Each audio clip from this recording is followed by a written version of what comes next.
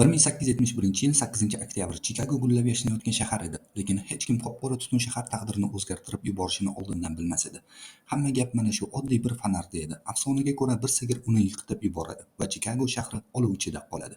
Shamol olovni bir zumda bo'ysunmas yovga aylantirib yubordi.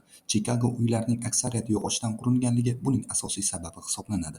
Chikago o't o'chirish xizmatlari bunga tayyor emas edi.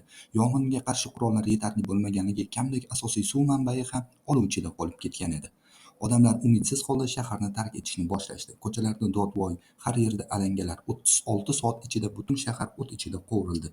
2000 dan ortiq bino yonib kulga aylandi. 100 ming kishi uysiz qoldi. 300 ga yaqin inson halok bo'ldi. Chikago yer bilan yakson bo'ldi. Ammo odamlar umidlarini uzishmadi. Chikago qayta tug'ildi va hozirgi zamonaviy ko'rinishini barpo etishni boshladi.